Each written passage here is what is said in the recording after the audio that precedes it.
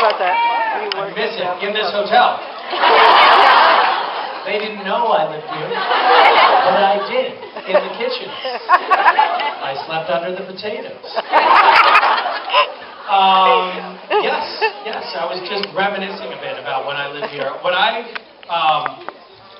first lived in Washington, D.C., I had a girlfriend who lived in McLean, Virginia, which is nearby. And I came down to visit her, and her mother wasn't too keen on that. And she made me sleep in the neighbor's basement. And then I took a year off from school, and I lived here for a while in that year off. And I was sleeping in the neighbor's basement, which I didn't like very much. And whenever I would try to go visit my girlfriend, I was not welcome, and I was watched by my girlfriend's mother.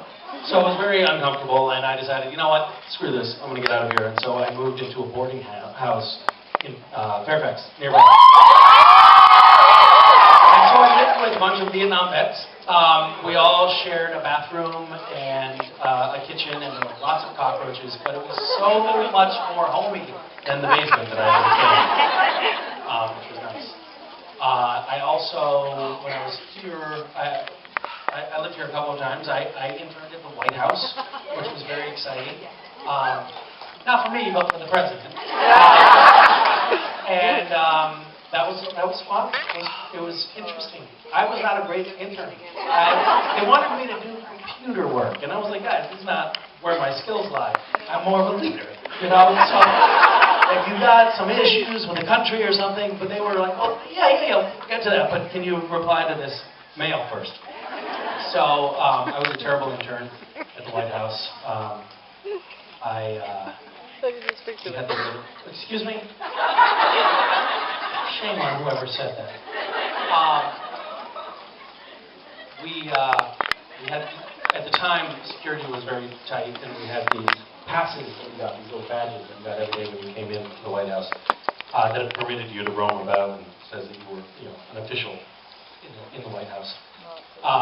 And every day at lunch, they had a little, when you walked back out through the metal detectors, they had this little slot, you drop your pass in, and I would pretend to drop my pass in the slot and then keep it as a memento.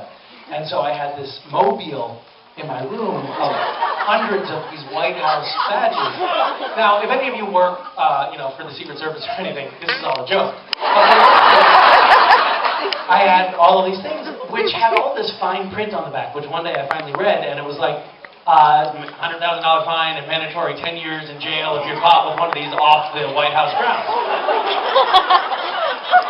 I was like, well, whatever. And I kept the mobile up. And I still have a bunch of those passes if anyone wants them. I'm not sure they still use the same technology, like laminated with one of those little chains. You want one? One taker. I also have White House letterhead, quite a big stack of it, and some pens. You're the office thief. Office thief, yes.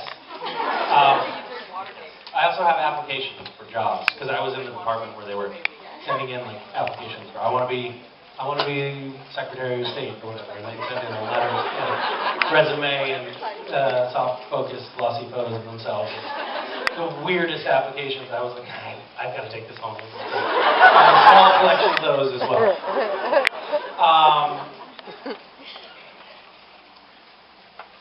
If you're applying for a job,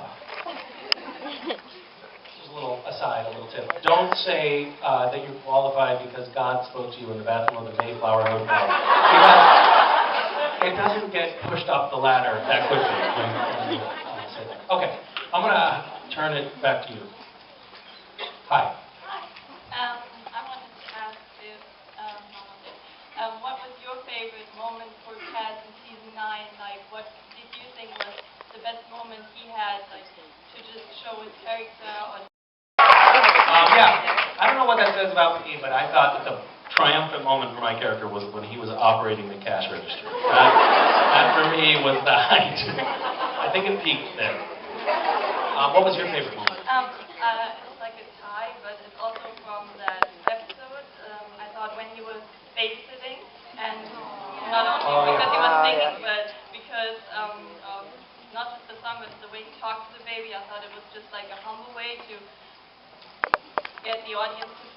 he reacted to becoming human, because we didn't see him talk to Dean or Sam about that on screen, like what was that, becoming human, and it was just some kind of way to see how he reacted to that. I feel like it was a missed opportunity not to have Cass changing diapers, though. Just covered in baby feces. Could have been great. Did you ask if you could do that? I did ask. If there could have been some more baby Yeah.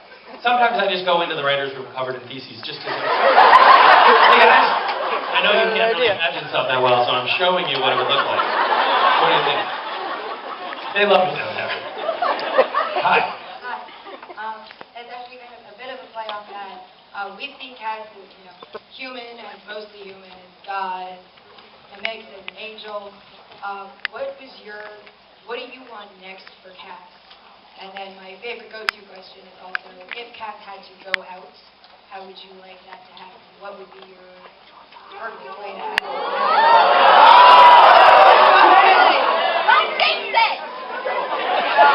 You tried to kill my character.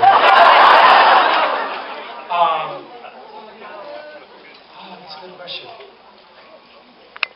I think it'd be cool to revive Jimmy.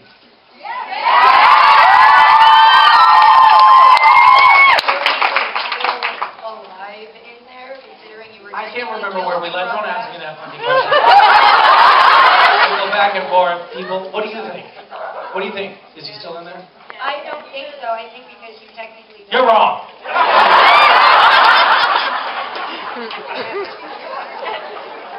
I'm glad we had this talk then, because it clarifies. You were the decider. Yeah, but then we had another conversation with some other people. It got complicated. So, yes, he is. I think by unanimous consensus, Cass, Jimmy's doing great.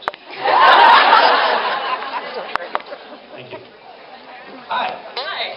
So I suffer. I understand, by the way, that Sebastian answered 2 questions.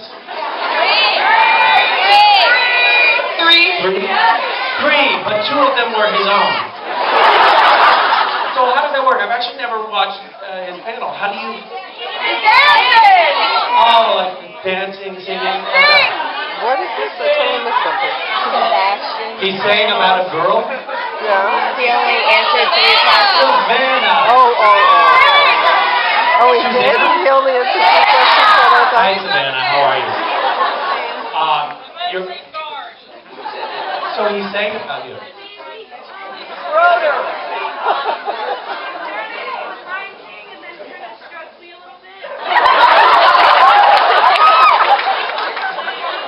He stroked you a little bit.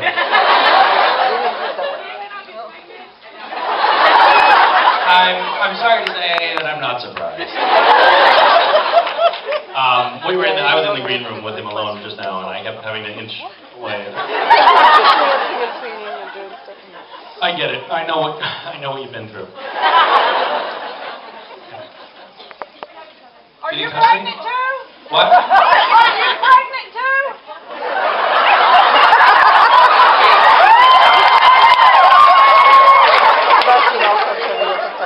Are you pregnant? You rubbed your shoulder. A lot. I've often said about Sebastian, he has a very strange penis, so...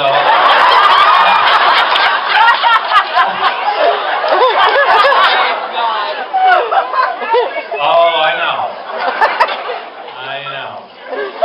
Oh my God.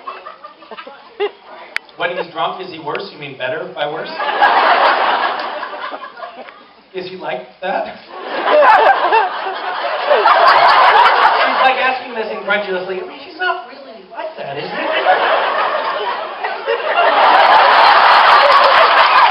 Without answering your question directly, let me say. So really though, but it's possible to go only 3 questions. Impressive. And you guys love that, evidently. Wow, well, what more reason do I need than that? Wow. Interesting. Interesting. Sing to you.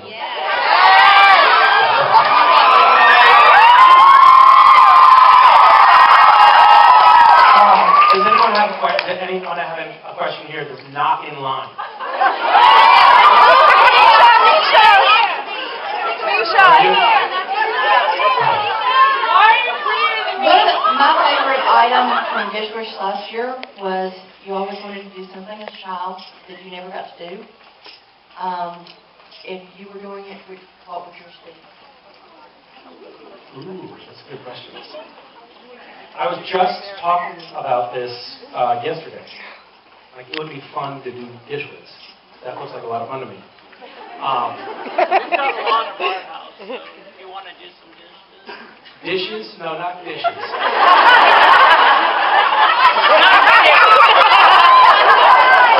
You know, this is why I don't come down here with you. I've often thought, what would it be like? What would it be like to do dishes? No, you may not. That's a great question. So a child, what was the item? If there was something you always wanted to do as a child, but you never got to do it. Okay. Do it. What would be the thing that I never got to do as a child that I always wanted to do? Banana.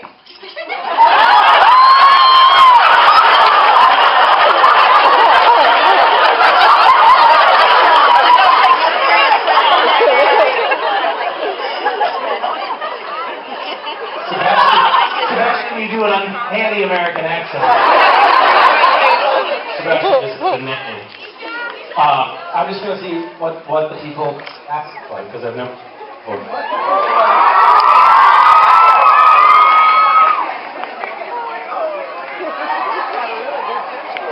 Hey, the phone hasn't even worked.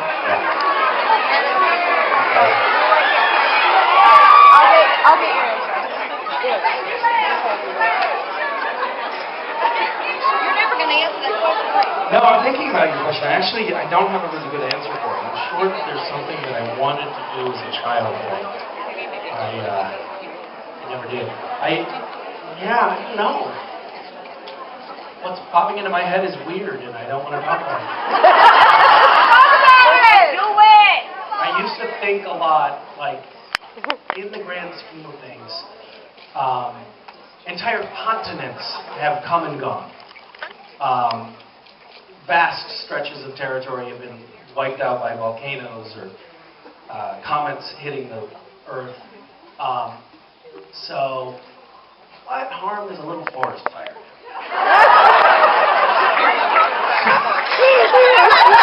So as a kid, I used to think about, I could just start a little fire. Oh my God! And just watch it go. I no longer, by the way, seriously entertain that fantasy. It's just a passing thing. Get it out of your system. In a manner of speaking, actually.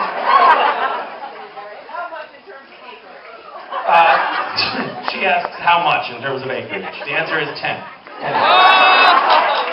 When I was a bit of a pyro in my youth. We had a lot of fun burning things. We learned that those of you who are children, plug your ears. If you take a can of spray paint or a lot of aerosols and light a match in front of it, it will create a flamethrower. If you put said flamethrower on, say, a vinyl screen in your house, it will catch fire. There were lots of kids in the neighborhood that I was banned from spending time at their house. Because I was also a fireworks smuggler when I was 10. I would go to New Hampshire, buy fireworks, and then sell them to the other kids. I hitchhiked to New Hampshire.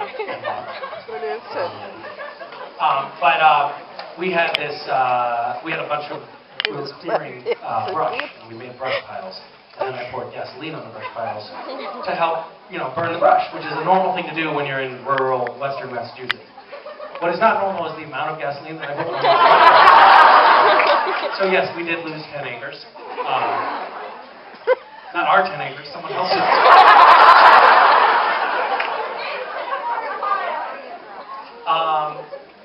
But, you know, that's in the past. So, hi. Hi.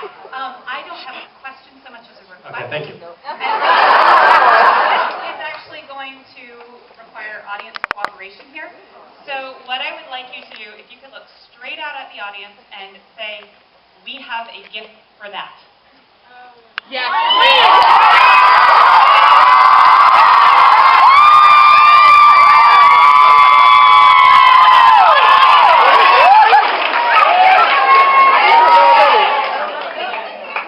I have no idea what I'm walking into.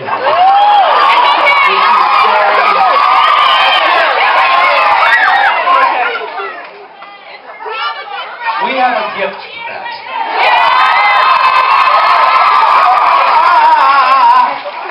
I understand what you're talking about. Not a gift. We have a gift for that.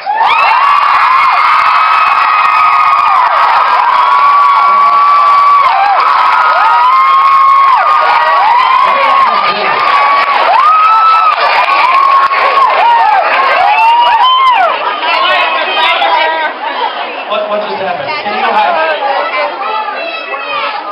You're literally destroying the internet. Coupler's voice crashed. Not up. Step up to the microphone, not carry the microphone away. Okay, what just happened? What was that? Now, what is that? What did I just do? That is a gift. That will be a gift.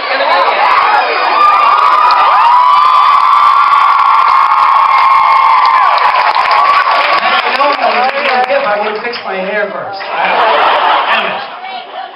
All right, so what are you doing? What's going on? Where are you from? I came from Columbus, Georgia. Columbus, Georgia. Wow. You guys have new exciting gun laws, right?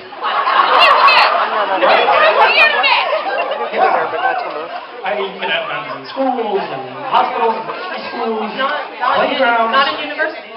Not in universities? Well, I think you should do something about that. If I understand correctly, pretty much the only other place that guns are banned are in the legislature, which I find kind of interesting. Yes, go ahead. Okay, well, I suffer from a lot of anxiety. So, like, How is this for you, this experience? This is probably the first time I've done this. I'm shaking. Really? Yeah. You're doing great. What makes you anxious? People, crowds. Talking in front of crowds? Yeah. But this is fine, right? Okay. I was just wondering how you stay like so chipper and open.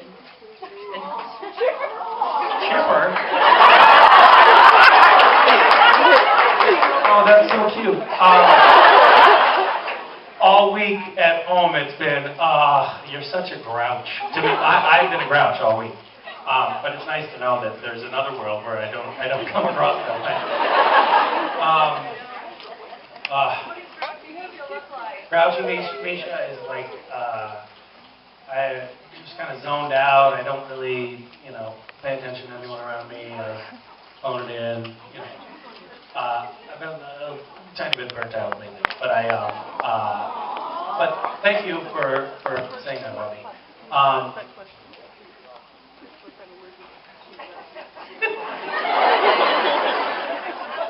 You know what's interesting, now that you bring this up?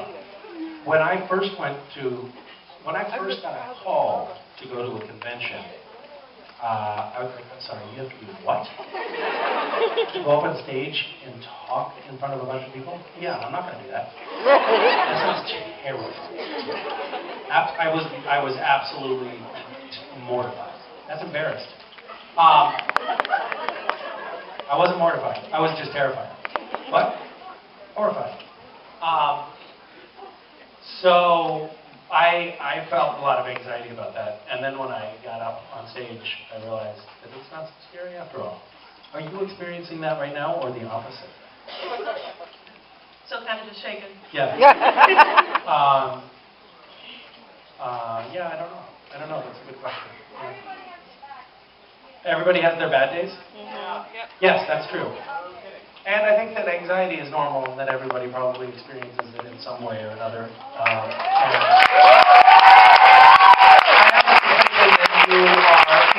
You are a part of a majority here, in some way or another. I certainly experience anxiety. I get up here and I do a little tap dance, and for me it's easy to relax because I just think about Sebastian. This is a little device that I use, but no, I get anxious. Yeah, so yeah, I don't know what to say.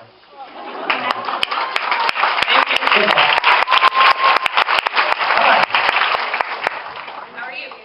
I'm good. How are you? Very good. So for me, I thought that Mother's Little Helper was the best looking episode. Thank you. That's very charitable. And I'm wondering if you drew any aesthetic inspiration from past episodes, and if so, which one? I actually did. For some reason, I went back to, not for some reason, I sort of asked around, like, what are your favorite episodes of crew members? And they were like, well, I liked Appointment in Samara and something by the lake. Kim Manners' old episodes. A lot of Kim Manners' old episodes. Actually, when I was kind of toward the end breaking down episodes, trying to see what they did and how they worked, I was looking at a lot of season 1 and 2 episodes, older, kind of maybe slower episodes of Supernatural. So that's what I was looking at. Yeah. Thank you. Yeah. Thank you. What's up, Nikki? What was your favorite part about visiting the ACFFC? Oh, the ACFFC, Nicole and I went to Haiti together. Haiti is a small country to the south.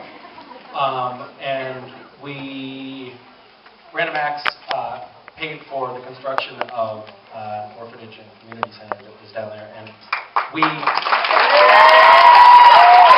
there 3 times. The first time we were there, we were just clearing the rocks and debris from this empty lot. And the last time we went there, there was this completely finished 12,000 square foot beautiful building, and it was absolutely amazing for me. Up until the time that we got there the last time, the whole thing was an abstraction to me. Like, I knew we were doing this project, and I had seen some progress, but it still seemed like kind of a pipe dream, and I didn't really quite believe that it was going to come together. And then when we walked in there and saw this thing, it was so much bigger and more well-constructed than I ever imagined it would be. It was really an emotional moment. That was lovely. Yeah. When I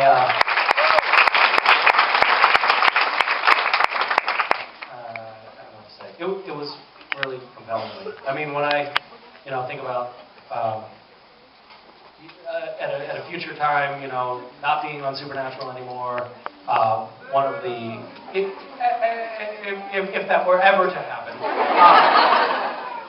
that's one of the things that I like, opportunity to be involved in that kind of stuff.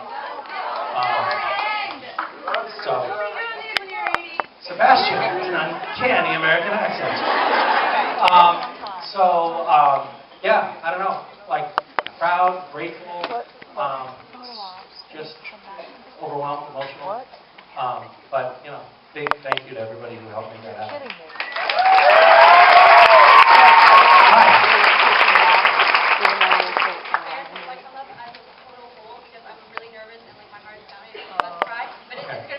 Okay, great. You just keep telling yourself. We'll be the judge of how okay this goes. So, there's an introduction to the question, so pay attention. Okay. Now I feel like I'm going to get a quiz. Okay. Do you have one with Richard? Yeah, 15. Roles that are just truly good. They're so kind-hearted and selfless, and they do so much. I don't know. Yeah, tell me about these people. Okay, well, I feel that in my belief that they are truly angel partners, and for me, you and Vicky are 2 of those angels. And I'm not just saying that because you're on TV. I really do mean that. And you are all so inspirational in so many ways, and I know I'm not the only person here who feels that way.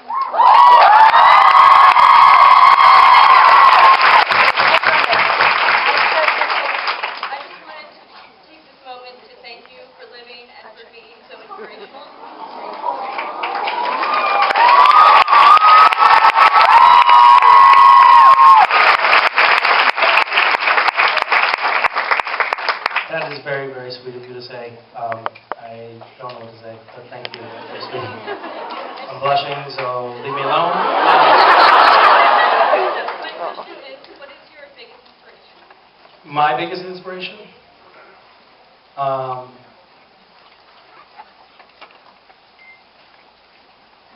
that's a good question. I don't know. I don't know. I would say probably a combination of different things. Probably mostly my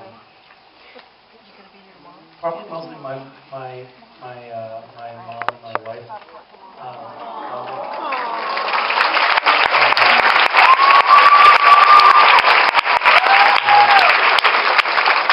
And Lucifer, obviously. Thank you. Thank you. Hi. Is this working? Hi. First, I just want to say to the person who was up here before about anxiety that I love talking in front of people, but I'm like so anxious and scared to death right now. So. Normal. Nice. Secondly, my friends and I were listening to the song Massachusetts by Gilvis earlier, and it occurred to me that you are a Massachusetts native, and so... We like to call ourselves massholes. So as a masshole, I was wondering, is the song accurate, and how do you all feel about it? I don't know the song, so it's difficult for me to weigh in, but allow me to. I have no idea. What does the song say about it?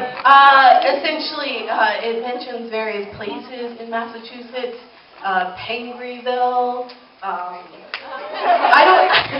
don't know. I can sing the song by heart, but it's like the first chorus is Massachusetts, the 14th biggest state, Massachusetts, just 4 hours from New York. I mean, that's kind of impressive. And then there's other stuff, like who has never seen a hunk on the bus and said, I want to sit on your lap. And just because you're kissing a man doesn't make you gay. Right, Dean?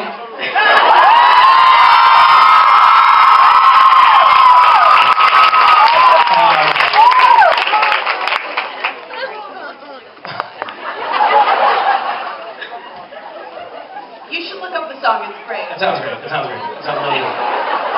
Have I ever told, I probably have, my bus story? My bus story? I don't know. I'm not hearing a lot of yeses. Tell it. And now I'm realizing I've never told it because it's not a good story. Speaking of Massachusetts, me and my younger brother, we grew up in Massachusetts.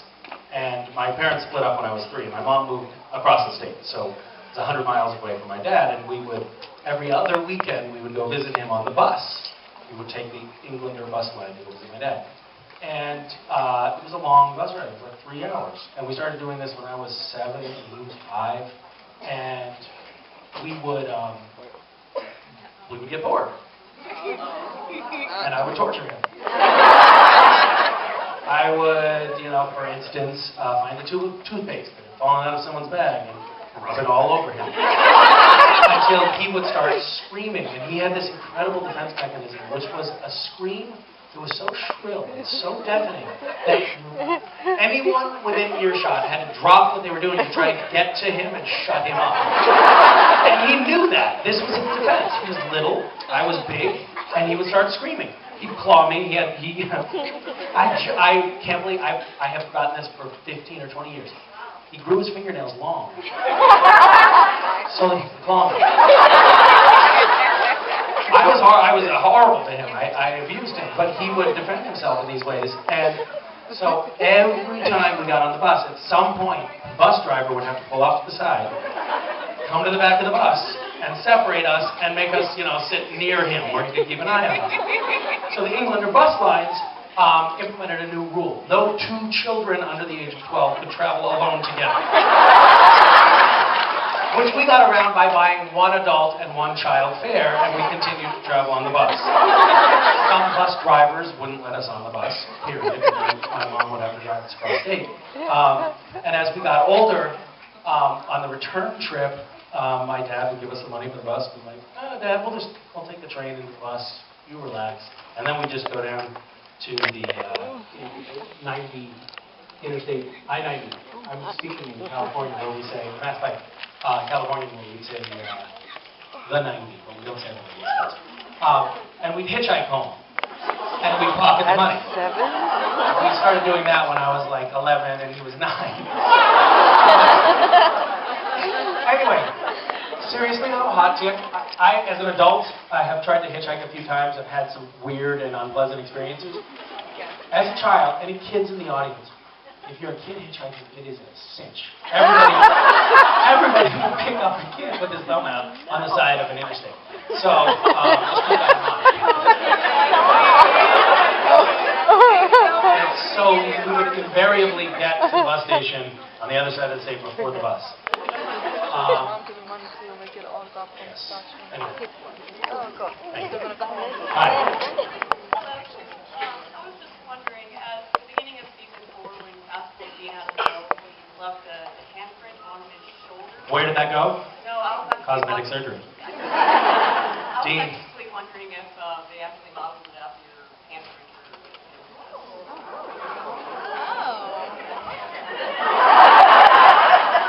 Oh, I love all the perving. Did they tell us about that experience in the makeup trailer for wrestling Jensen's shoulder for hours?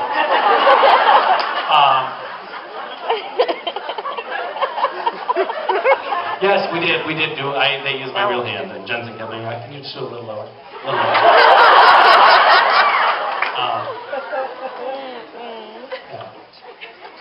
If Jensen had had his way, and unfortunately the director intervened because it just didn't make sense for the storyline, but it would have been just the fingerprints of two fingers pinching his finger.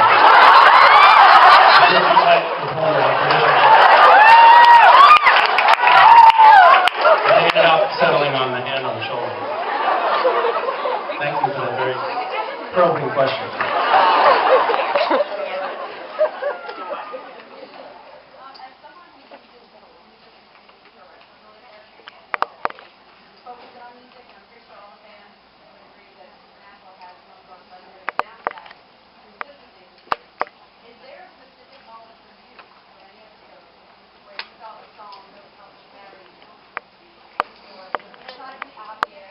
Carry on my wayward son. Damn!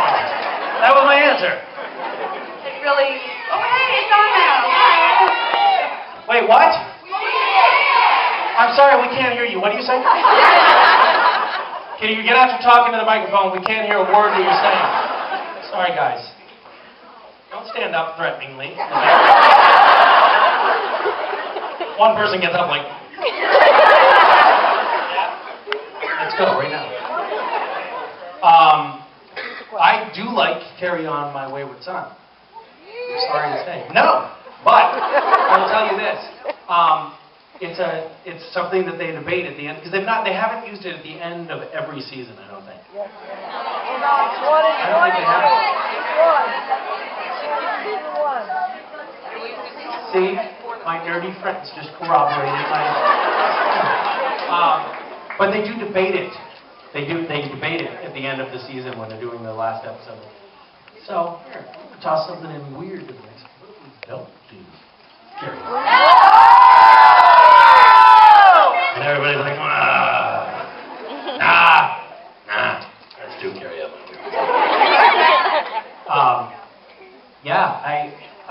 It's such a great anchor for the show, that song. It's kind of cool, and I love that they only use it once a year. Wow, why can't they use the song? I don't know. I've never seen the show. What? Oh, that was great.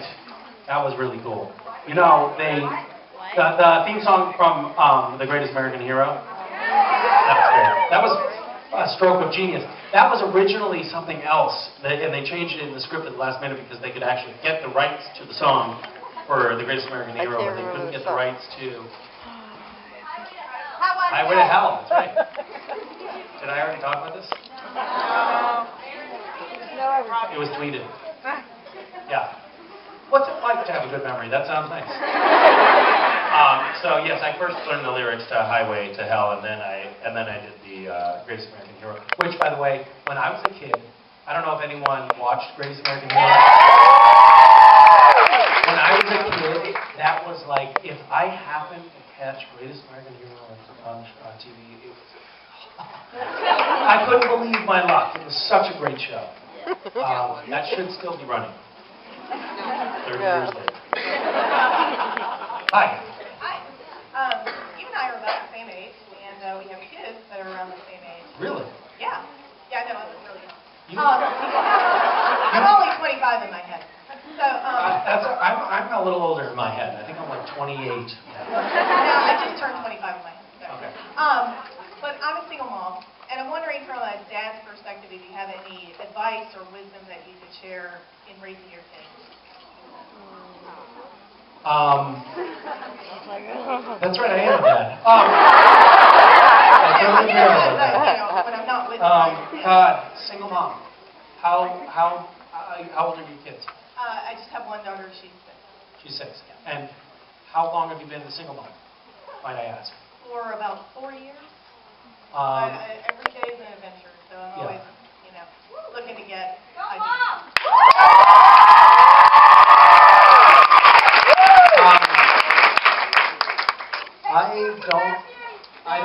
What? No, don't take her to Sebastian. Don't take her to Sebastian's family. You will not be single anymore, but you will be a mom again. I'm not sure that would be a bad How do you do it? Oh my God. I have such an appreciation for single parenthood now. Because it's really a challenge. It's a challenge with 2 parents who can afford a babysitter. It's really amazingly difficult to raise kids, and I can't believe it. I'm astonished. And my hat's off to you that you are here at a convention neglecting your child. And the best part is, when I left home, she was like, Mommy, I know you're going to that supernatural thing. Do you think they'd have anything there that I would like? I'm like, I don't think so. No, honey. Yeah, I have a totally new appreciation for my mother. My mother was a single mom raising 2 kids from a young age, and it is really amazing to me the amount of difficulty that brings with it. So hats off to you. I don't really have any advice on parenting, but speaking of single moms, I had this guy. I had a lot of paper routes when I was a kid. I was a very industrious paper deliverer. And one of the guys that I delivered to had this big house, and he owned a radio station in town. And one day he came out to pay us on a Saturday morning, and my little brother was with me, and he started asking us some questions. Found out that our dad was not living with us, and invited us in. And it was cool. This older guy invited 2 kids into his house. And so we went in, and we then formed this relationship with this guy, Mr. Higas, who was almost 70 at the time. And he was like a surrogate dad to us in town, and he taught us how to solder things, and taught us some Chinese, and how to, whittle wood and things like that, and would take us out to lunch at a restaurant that we would never have been able to afford otherwise. And it was for us as kids, it was so exciting to have that influence of this man in our life, who was just doing it because he had a bunch of kids, and he had taken a bunch of kids who were actually orphans under his wing way back in the 60s, and this was sort of like reviving that for him 20 years later. But I don't know, find people like that can be a part of your kid's life, because that was so valuable to me and my brother as little kids. And there are really nice people out there who do stuff like that who are not child molesters. Yeah. Hi. Hi. Okay, in your opinion, in the event that Team Free Will wins the war for heaven, do you think that Pascal will get his grace back? Interesting question. My opinion does count for a lot on this point, because I've read a lot of scripts that you haven't. But certainly I'll tell you that at the end of this, it's a problem. It's dwindling. The batteries are dying. Did someone just plot? Finally!